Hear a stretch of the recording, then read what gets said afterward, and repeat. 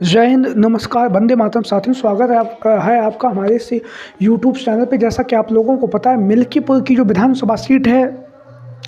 यहाँ पर विधानसभा उपचुनाव होने जा रहा है। ज़मीनी स्तर पर जो है तैयारियां पूरी कर ली गई हैं। समाजवादी पार्टी और भारतीय जनता पार्टी की तरफ से जो है मिल्कीपुर की विधानसभा सीट पर हर संभव प्रयास किया जा रहा है कि इस सीट पर जो है जीत दर्ज की जाए। जहाँ पर समाजवादी पार्टी और भारतीय जनता पार्टी दोनों ही पार्टियों के लिए जो है मिल्कीपुर की जो विधानसभा सीट है, यह प्रतिष्ठा का सवाल बनी हुई है। और प्रतिष्ठा का सवाल इसलिए भी बनी हुई है क्योंकि दोनों ही पार्टियों ने जिस तरह से ज़मीनी स्तर पर कार्य किया है वो कहीं ना कहीं चर्चाओं का विषय बना हुआ है। जहाँ पर अखिलेश यादव जी ने पारसी समाज से चंद्रभानु पासवान को जिन्हें भारतीय जनता पार्टी ने प्रत्याशी बनाया है, उन्हें टक्कर देने के लिए अखिलेश यादव जी की तरफ से अजीत प्रसाद पासी को जो है चुनावी मैदान में उतारा गया। वहीं पर अजीत प्रसाद पासी जहां पर धुआंधार तरीके से मिल्कीपुर की विधानसभा सीट पर जो है चुनाव प्रचार कर रहे हैं। लगातार समाजवादी पार्टी के मुखिया अखिलेश यादव जी ने जिस उम्मीद और भरोसे के साथ अजीत प्रसाद पासी को मिल्कीपुर से चुनावी मैदान में उतारा, उस भरोसे पर खरा उतरने का जो प्रयास है वो अजीत प्रसाद पासी के द्वारा किया जा रहा है। वहीं पर हम आपको बताते चलें, भारतीय जनता पार्टी की तरफ से भी मिल्कीपुर की जो विधानसभा सीट है, यहाँ से जो है चंद्रभानु पासवान को चुनावी मैदान में उतार कर कहीं ना कहीं इस जो यहाँ की जो लड़ाई है उसे दिलचस्प बनाया गया है। और मिल्कीपुर की विधानसभा सीट की अगर हम बात करें तो यहाँ से जो है अजीत प्रसाद पासी को टक्कर देने के लिए चंद्रभानु पासवान जो पासी समाज से आते हैं, और पासी समाज का जो वोटर्स है वो यहाँ पर लगभग 50 से 55 हज़ार यहाँ पर पासी समाज का मतदाता माना जाता रहा है। तो पासी समाज के वोटरों को जो है अपने पाले में लेने के लिए यहाँ पर समाजवादी पार्टी की तरफ से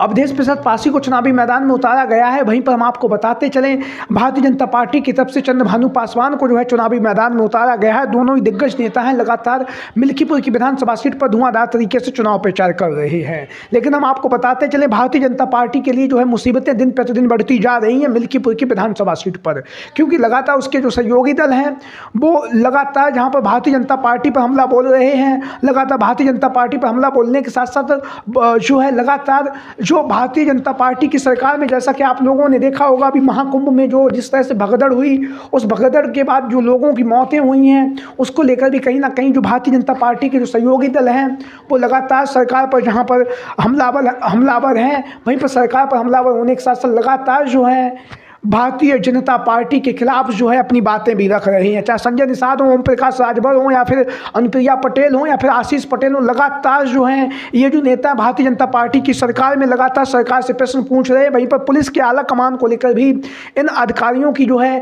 सख्ती के साथ जो है मंत्री जो हैं, जो भारतीय जनता पार्टी के जो सहयोगी दल हैं जिनकी वजह से सरकार चल रही है, वो लगातार भारतीय जनता पार्टी की सरकार पर, लगातार पुलिस के प्रशासन पर लगातार सवाल पूछ रहे हैं। और लगातार जिस तरह से भारतीय जनता पार्टी की वर्तमान सरकार में जो हाल बने हुए हैं उत्तर प्रदेश के, उसको लेकर भी लगातार जो है भारतीय जनता पार्टी के जो सहयोगी दल हैं वो लगातार भाजपा की मुसीबतें बढ़ा रहे हैं। इसी कड़ी में अगला जो नाम है हम आपको बताते चले जो भारतीय जनता पार्टी के लिए लगातार मुसीबतें बढ़ा रहे हैं वो हैं संजय निषाद, जिन्हें आप लोग जानते हैं निषाद समाज पार्टी के वर्तमान समय में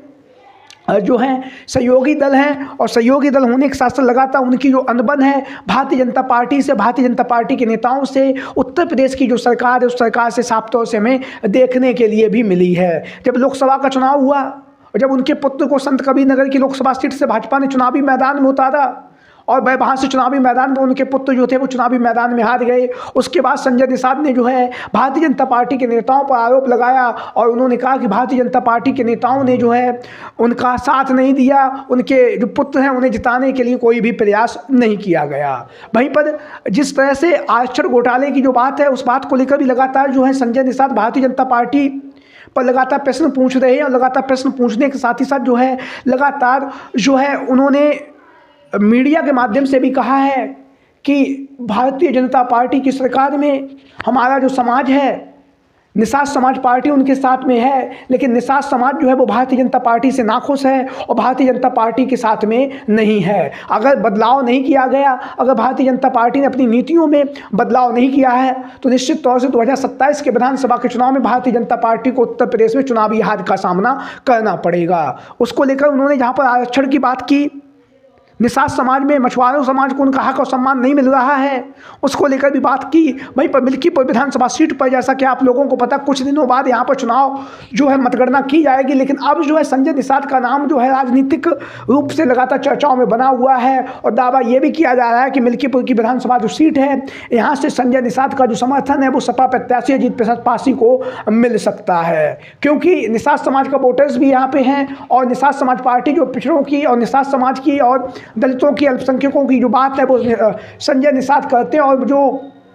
मिल्कीपुर की विधानसभा सीट है जहाँ से अजीत प्रसाद पासी चुनावी मैदान में उतरे हुए हैं, तो कहीं ना कहीं पीडीए के नारे के साथ जहाँ पर अखिलेश यादव लगातार पिछड़ा दलित अल्पसंख्यकों को एकजुट कर रहे हैं, आदि आबादी को एकजुट कर रहे हैं, तो कहीं ना कहीं भारतीय जनता पार्टी के लिए जो है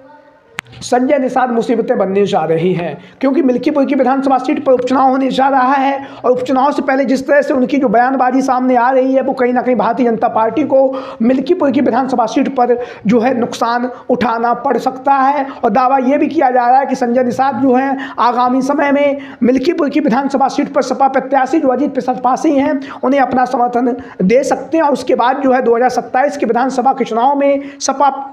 के साथ में गठबंधन भी कर सकते हैं। लेकिन आप लोगों की क्या राय है, कमेंट बॉक्स में सभी साथी राय दें। जय हिंद, जय भारत।